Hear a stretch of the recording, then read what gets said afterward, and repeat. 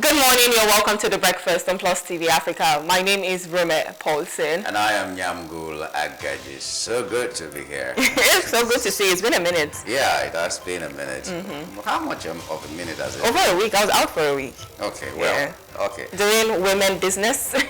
Women business. Okay. Having my skincare and nesting and just spending time with me. Don't get me started, so you know what? Okay, well, you were doing skincare. This month is Men's Health Month. Yes. So, and it's Father's Day soon. Constantly you're calling your man and saying, oh, I understand. I know that you've been working so hard. I care about you and your mental health. Yes, because that's mostly what we suffer. Of course, and I think this is where words of affirmation comes in a lot because I mean, we all have different struggles, and I never want to be part of the people that go into the gender war and say men have it better, women have it better. The truth is everybody is just trying to, do what they can, and I'm sure men have their own struggles, and we can never really understand that because we're women. And for instance, one of the major struggles is being a provider, and you have to provide regardless. Nobody wants to know whether you're doing your best or not. They just want to see the results. And so whether you're earning less. Yes, and so there's always that pressure on the man, and I think this is where the women have to just be there for them, be supportive, and say, we care about you, we understand you, and we know that you're doing your best, and we hope that it will start to yield results. So so well done, Yamgo. We see all the work you're putting in, and and to all the men out there, well done. You're doing such a great job, and we love and care about you. Anyways, on today's breakfast, you'll be looking at several hot topics, one of which is OT blasts early 2027 campaigns and backs Tinubu'S economic policies. Much later in the show, we'll be discussing the fact that cooking gas prices have surged, forcing Nigerians to adopt harsher measures.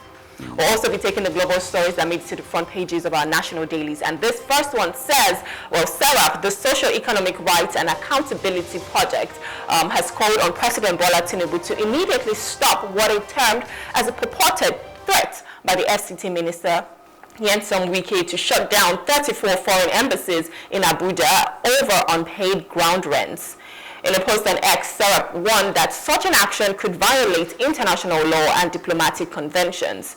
Citing Article 22 of the Vienna Convention on Diplomatic Relations, Serap emphasized that embassies' premises are inviolable and immune from search or seizure. The group stressed that even in the face of deaths, embassies cannot be subjected to enforcement actions like closure or eviction, calling on Tinubu to direct Wike to withdraw his directive immediately. The controversy stems from revelations that 34 embassies owe ground rents dating back to 2014, with a total debt exceeding 3.66 million naira, while some embassies owe as little as 150 naira. Others, like China's Economic Office, owe over 12,000 naira. Wike's directive was part of a larger crackdown on nearly 4,800 defaulting properties in Abuja, but the move has sparked diplomatic concern, promoting presidential intervention. Your thoughts, please? In my village, there is a masquerade that has to be held with a rope, because it is believed that when you leave that masquerade, it's going to cause havoc, it's going to destroy a lot of things. So put a leash on it. Yes, put a leash on it. I think Wike has become that masquerade because, like they say, whoever the gods wants to destroy, they first make him mad. So maybe he has gotten to that point right now. Yes, he may be doing his duty, but sometimes there is some aspect of overzealousness into doing a kind of thing. So there's a thin line between doing your job and then being arrogant. And I think Wike is almost crossing that. Yeah, I think sometimes you need to be cautious in doing your job. And, the way they see it now is, Wike is one of the strongest men in Nigeria. He can do and undo, and even with the PDP.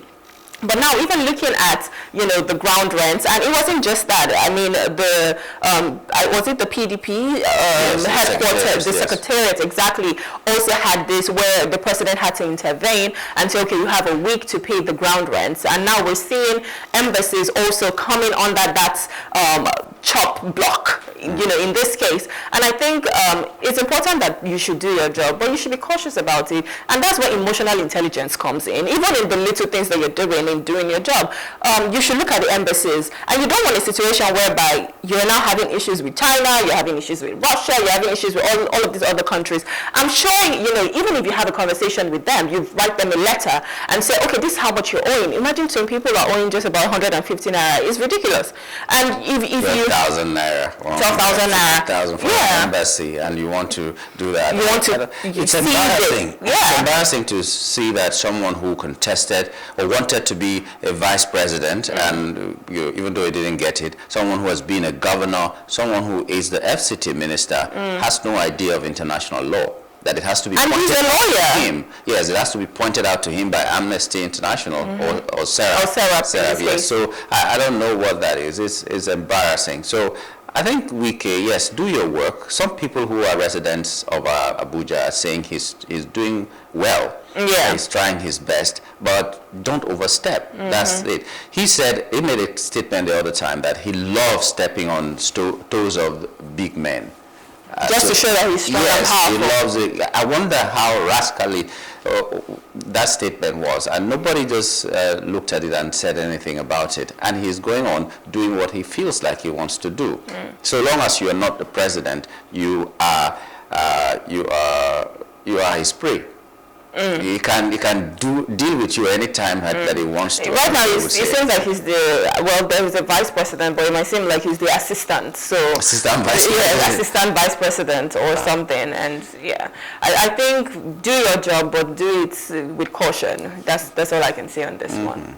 Ndume, Senator Eileen Ndume has warned President Bola Tinubu that ignoring public frustration could cost him re-election, just as it did for former President Goodluck Jonathan in 2015.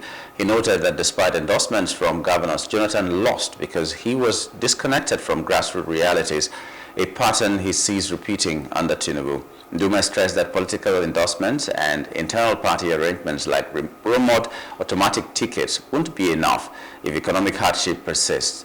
He urged Tinubu to urgently implement people-focused policies that address Nigeria's daily struggles, warning that overconfidence within the APC could backfire. He also criticized some of the president's aides, calling them kleptocrats and kakistocrats, who misinformed Tinubu and damaged his image. Ndume advised the president to listen more to lawmakers and representatives closer to the people, saying they are very bad in the country.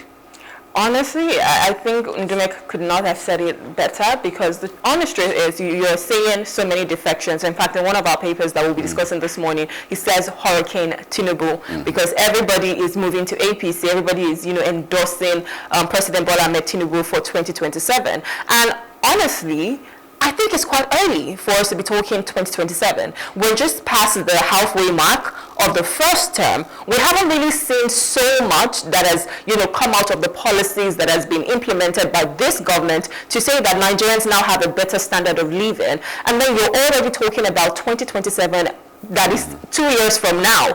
And, you know, if you're not going to be connected with the grassroots, because who are the people that are going to vote you, to be honest? Let's just say, for instance, your vote really counts in Nigeria, right? But if you think about it and you're not putting things into perspective to say, I want to change the lives of Nigerians to be better, who is going to vote you, except you already have something, that automatic ticket for yourself, knowing that whether they vote me or not, you know, come 2027, I have the backing of these people and I'm still going to be there. But it's not just about the senators that are, you know, defecting into APC. It's not just about the governors. It's not just about the political figures that are going there. It's about the people. And if you're up there as a leader, you need to think about the harsh realities that Nigerians are facing right now, and think of better ways that you can, you know, do something. For instance, the presidential candidate of the Labour Party, Peter Obi, also spoke about fuel subsidy, and he said he should have been removed gradually. I think that's even one of our top trending stories this morning. So these policies, nobody's saying do not put these policies in place. They're just saying you should not bamboozle people. You should not give things back to back, and then it feels like we cannot breathe. It feels like we do not have policies anything. don't have frameworks. A lot of them have frameworks. You just bring a policy and then you say, okay, we're going to set up a committee to look into how this is going to work.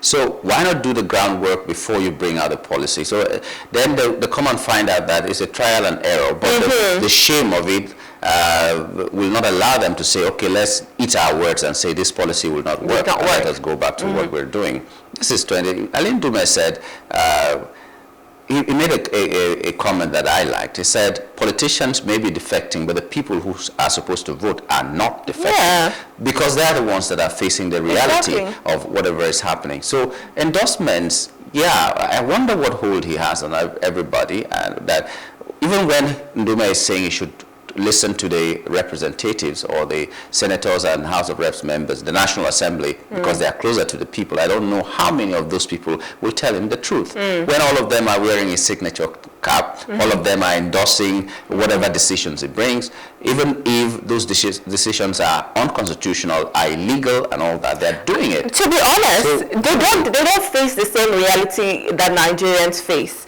Because these same people, the cars that they're driving, I don't think they feel the cars. I don't even think they know how they feel the cars. The homes that they're living in, I don't think they know what it is to pay electricity. I don't think they even know what it is to actually bring out money from their own pocket. Have the right to money from their own pocket to have to, buy food or pay for their children's school fees. These are people, for crying out loud, that have newspaper allowance. So they have things, working for them. Papers that they don't even they just have the monies and they can splurge as much as they want. So that's not the same reality of someone in the village who cannot buy food, who cannot afford electricity. I'm going to say someone in the village, someone like me who lives in Lagos. I wish Tinubu were someone like Trump, not because Trump is an American, but because Trump is in touch with the people. He may be rash, but he is on social media. Tinubu told us before elections, even that they insult him too much, so he doesn't go to social media. That is where you will feel the pulse of the people. But if you're not going there and you are waiting to be spoon-fed by people who would like to tell you the truth, then it's a problem. Some people are resigning from his cabinet. No matter how insignificant the number may be, it is something. It's saying something very significant. The other one resigned a few months ago, and someone here who was recommended that by the person who resigned also has resigned. So it tells you something. 2 years is a very long time for politics, and like Peter Otti said, it's playing God. Trying to just say, okay, we are starting now because we are sure of tomorrow. You are never sure of tomorrow. All right, another top trending story this morning says Maryam Abacha defends late husband, denies looting claims. Maryam Abacha has publicly dismissed long-standing allegations that her late husband, the former head of state Sani Abacha, looted billions during his regime. In an interview with a TV station, she questioned the credibility of the accusations, asking for the proof of the alleged stash funds and insisting no evidence has been presented. She further claimed that the money her husband kept for Nigerian, quote, mysteriously vanished shortly after his death. Mrs. Abacha expressed frustration over the continued focus on her husband nearly 27 years after his passing, describing it as unfair and potentially rooted in tribal or religious bias. In quote, she said, why are we so bad towards each other? She asked, criticizing the persistent scrutiny of her husband's legacy and calling for more national unity.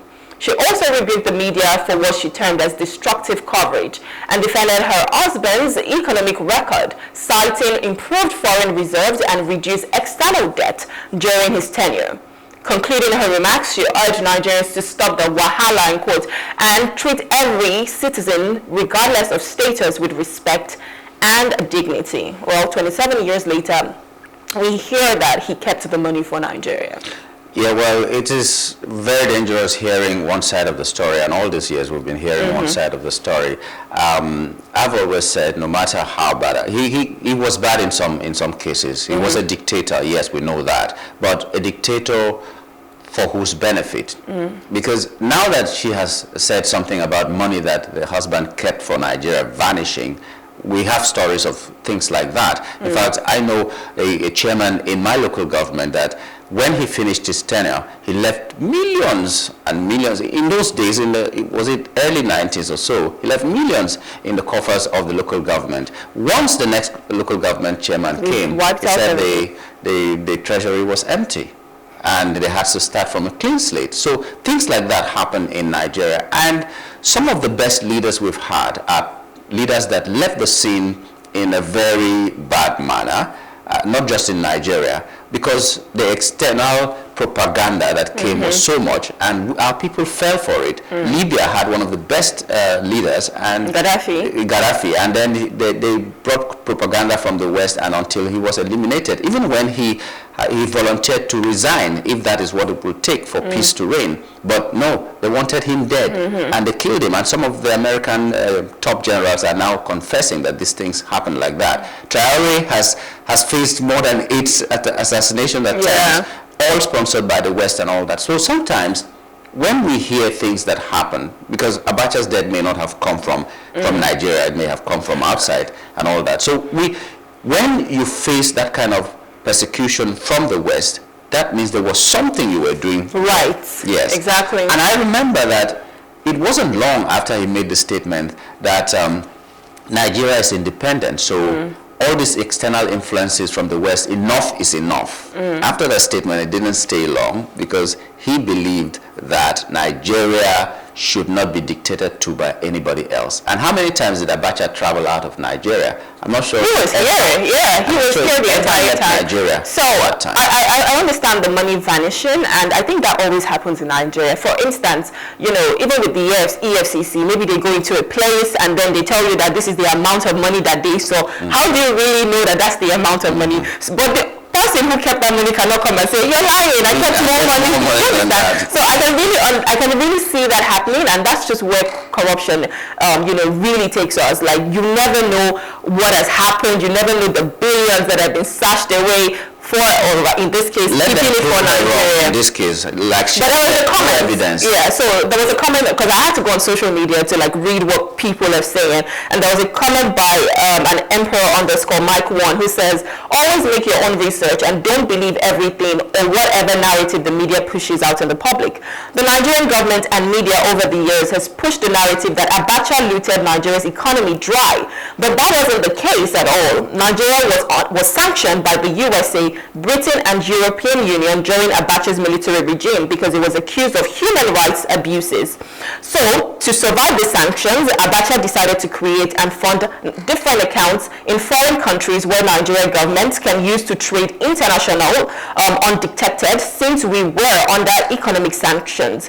It was a top government secret then, so that the West wouldn't find out. He later lost his life, so Abacha's loot story pushed out by the Nigerian media isn't fully true. Do your own research and find out what happened. If Abacha was stealing from Nigeria, how come our economy under him was one of the best, even with the whole Western sanction against Nigeria?